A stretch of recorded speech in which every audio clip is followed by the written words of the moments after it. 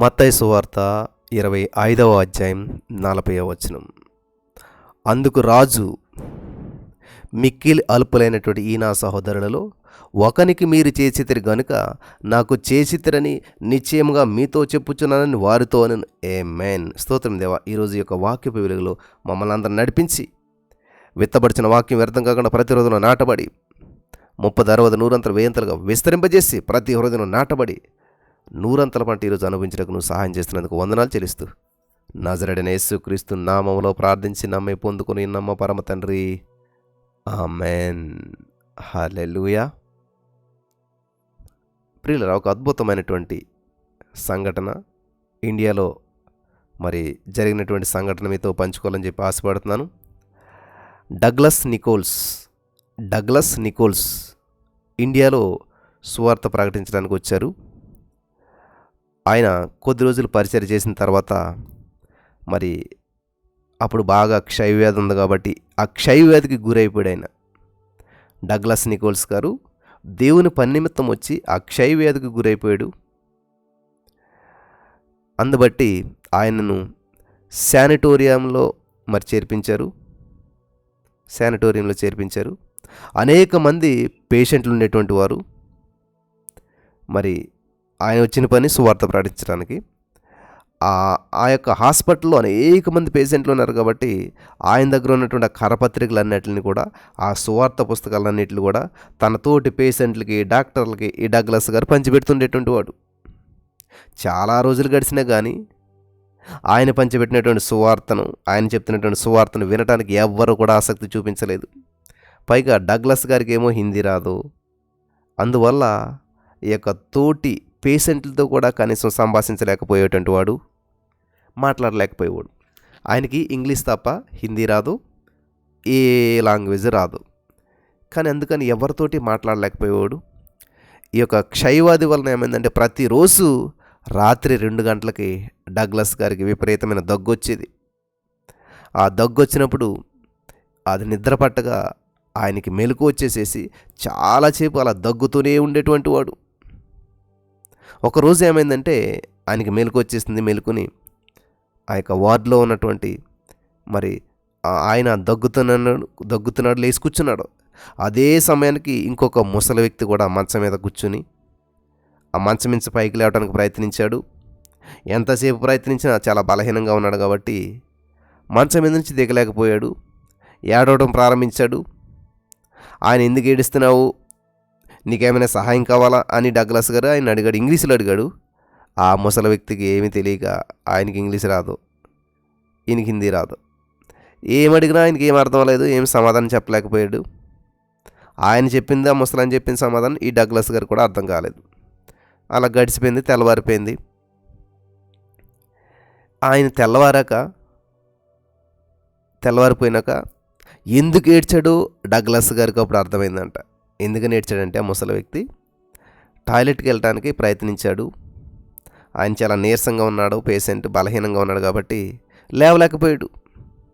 ఇంకా లేవలేక ఏం చేశాడు, టాయిలెట్లోకి ఆ వాష్రూమ్లోకి వెళ్ళాక ఆ బెడ్ మీద, పడక మీద టాయిలెట్ వేసేసాడు. అందువల్ల ఆ వార్డ్ అంతా కూడా దుర్వాసన వస్తుంది. మిగతా పేషెంట్లంతా కూడా అతను హేళన చేస్తూ ఉన్నారు. శుభ్రం చేసేవాళ్ళు వచ్చారు. శుభ్రం చేసిన ఆయ వచ్చింది తిట్టుకుంటూ ఆ ముసలి వ్యక్తిని శుభ్రం చేసింది. 2 నర్సులు వచ్చి ఆ దుప్పటి మార్చారు.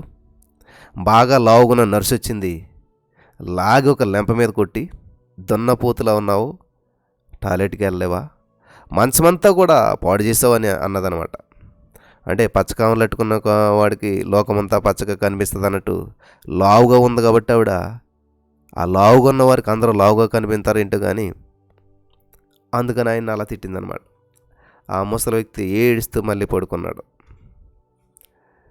మరలా నెక్స్ట్ డే ఈ డగ్లస్ గారికి దగ్గు వచ్చింది. నైట్ 2 అయింది, మెలకు వచ్చింది. లేచి కూర్చుని దగ్గుతూ ఉన్నాడు. ఆయన వెంటనే ఆ ముసలి వ్యక్తి వైపు చూశాడు. ఆ ముసలి వ్యక్తి కూడా లేవడానికి ప్రయత్నిస్తూ ఉన్నాడు. ఈసారి డగ్లస్ గారికి అర్థమైపోయింది. ఈ డగ్లస్ గారు వెంటనే మంచం దిగి ఆయన దగ్గరికి వెళ్ళాడు. అతని వైపు చూశాడు, అర్థమైపోయింది కాబట్టి ఆ ముసలి వ్యక్తిని వెంటనే పైకి లేపి మంచం దిగటానికి సహాయం చేశాడు. కానీ దింపటం అయితే దింపాడు, కానీ ఆయన చాలా బలహీనంగా ఉన్నాడు. ఆ ముసలి వ్యక్తి నడవలేకపోతున్నాడు. ఈ యొక్క డగ్లస్ గారు ఏం చేశాడంటే ఆ ముసలి వ్యక్తిని ఎత్తుకుని ఆ టాయిలెట్ వాష్రూమ్లోకి తీసుకెళ్ళాడు. టాయిలెట్ చేసుకోవటానికి తీసుకెళ్ళాడు. బట్టలు కూడా తీసుకోలేకపోతున్నాడు. ఈ డగ్లస్ గారే, ఈ పాస్టర్ గారే అతని బట్టలు తీసి ఆ టాయిలెట్ వేసుకోవటానికి ఆ కమోడ్ మీద కూర్చోబెట్టాడు. కానీ మళ్ళీ విడిచిపెడితే పడిపోతాడేమని చెప్పి అతని భుజాలు పట్టుకున్నాడు. అక్కడే నిలబడి ఉన్నాడు. అక్కడ ఎంత భయంకరమైనటువంటి దుర్వాసన వస్తుందంటే అంత భయంకరమైనటువంటి వాసన. ఆ వాష్రూమ్ అంతా కూడా అందరికి ఒకటే కాబట్టి అయినా కూడా ఈ పాస్టర్ గారు డగ్లస్ గారు సహించి అలాగే నిలబడ్డాడు. ఎలాగైతే ఆ ముసలి వ్యక్తి పని పూర్తి అయిపోయిన తర్వాత అతను మరలా ఎత్తుకొని ఆ యొక్క ప్యాంట్ అది వేసేసాడు. మరలా ఎత్తుకుని తీసుకొచ్చాడు. మంచం పైన పడుకోబెట్టేశాడు. హల్లెలూయా. ఆ ముసలి వ్యక్తి 2 చేతులు జోడించి హిందీలో ఏదో అన్నాడు. డగ్లస్ గారికి ఏం అర్థం కాలేదు. పడుకున్నారు. మళ్ళా నెక్స్ట్ డే మార్నింగ్ అయింది. డగ్లస్ గారు కొంచెం లేటుగా లేచాడు. ఆయన కాలకృత్యాలు తీర్చుకోవడానికి వెళ్తూ ఉన్నాడు. వాష్రూమ్ వైపు వెళ్తుంటే 2-3 వ్యక్తులు వచ్చి పలకరింపుగా అంటే స్మైల్ చేశారు, నవ్వరన్నమాట. నెక్స్ట్ బ్రేక్ఫాస్ట్ అల్పాహారం పూర్తయిన తర్వాత 4 వచ్చారు. ఆయన వద్ద ఉన్నటువంటి ఈ కరపత్రికలు తీసుకొని చదివారు. ఓ ప్రైజ్ గాడ్. సాయంత్రం అయింది. మరి ఆ తోటలో విహారం చేస్తాకు వెళ్తారు కాబట్టి వాళ్ళు పేషెంట్స్ అంతా కూడా అక్కడ చక్కటి ప్లేస్ ఉంటుంది. అందులో కొంచెం సేపు అటు ఇటు తిరగటానికి వెళ్తారు. అలా విహరిస్తూ ఉన్నప్పుడు 2 డాక్టర్లు 6 నర్సులు ఆయన దగ్గరికి వచ్చి ఆ కరపత్రికలన్నీ తీసుకున్నారు. డగ్లస్ గారు అంతమందిని ఆకర్షించడానికి ఆయన ఏమీ పెద్ద గంభీరమైన ప్రసంగం చేయలేదు. అసలు అక్కడ ఉన్న వారికి ఎవరికి కూడా అర్థమయ్యేలాగా ఒక భాష, ఒక మాట కూడా ఆయన మాట్లాడలేదు. ఎందుకంటే ఈయన లాంగ్వేజ్ తెలియదు. అలాగే పోనీ వాళ్ళందరిని ఆకర్షించడానికి ఏమైనా విలువైన బహుమతులు ఇచ్చాడా? అది ఇవ్వలేదు. ఆయన చేసినటువంటి చిన్న పరిచర్య అనేకులు ప్రభువుని తెలుసుకోవడానికి సహాయపడింది. అనేక మంది దేవుని వైపు ఆకర్షితులయ్యారు. ఆ విధంగా ముసలి వ్యక్తిని తీసుకుని వెళ్తుంటే ఎవరు చూడలేదు అనుకున్నారు. ఆ వార్డు అంతా చూశారు. మరి ఆయన తీసుకుని వచ్చి అక్కడ పడుకోబెడతాం అందరూ చూశారు, కానీ ఎవరు చూడలేనట్టున్నారు. తర్వాత అందరూ చెప్పుకున్నారు. ఆ వ్యక్తి కూడా హిందీ వచ్చు కాబట్టి అందరికీ చెప్పాడు ఈయన ఇలా చేశాడని. ఆ నోట ఈ నోట డాక్టర్లకి, నర్సులకి వార్డు అంతా తెలిసిపోయింది. ఇంత మంచివాడా ఈ వ్యక్తి, ఇంత ప్రేమ కలిగిన వాడా, కాబట్టి ఈయనేదో చెప్తున్నాడు విందాము, ఈయన దగ్గర ఏమున్నదో తీసుకుందామని చెప్పి వాళ్ళంతా కూడా డాక్టర్లు, నర్సులు, పేషెంట్లు అందరూ కూడా మరి ప్రభావితం అయిపోయారు. ఇక్కడ ఆయన హిందీ రాదు కాబట్టి ఒక ప్రసంగం చెప్పలేదు, ఒక మాట చెప్పలేదు, ఏమీ చేయకుండానే ఒక్క చిన్న పని ద్వారా, చిన్న పరిచర్య ద్వారా అనేకులు యేసుక్రీస్తు ప్రభువారు తెలుసుకోవడానికి సహాయపడిపోయాడు. మీ చుట్టూ ఉన్న అనేక మందిని మీరు ప్రభావితం చేయగలుగుతున్నారా? మీ చుట్టూ ఉన్న అనేక మందిని మీ ప్రవర్తన ద్వారా, నోరు ఉపయోగించవసరం లేదు, ప్రసంగాలు చేయవలసిన అవసరం లేదు, మాట్లాడవలసిన అవసరం లేదు, ఏమీ లేదు, కేవలం ప్రవర్తన ద్వారా.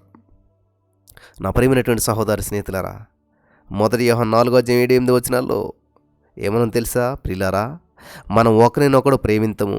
ఎలా అనగా ప్రేమ దేవుని మూలంగా కనబడుచున్నది, దేవుని మూలంగా కలుగుచున్నది. ప్రేమించు ప్రతివాడును దేవుని మూలంగా పుట్టినవాడై దేవుని ఎరుగును. దేవుడు ప్రేమ స్వరూపి, ప్రేమ లేనివాడు దేవుని ఎరుగడు. హల్లెలూయా. డగ్లస్ గారు ఈరోజు మనందరికీ ఒక అద్భుతమైనటువంటి పాఠాన్ని నేర్పించారు. ప్రతి వారు ఈ యొక్క వాక్యం ద్వారా ఇటువంటి జీవితం జీవించి అనేక మందిని ప్రభావితం చేయడానికి పరిశుద్ధాత్మ దేవుడు సహాయం చేసి నడిపించి బలపరచును గాక. ఆమెన్.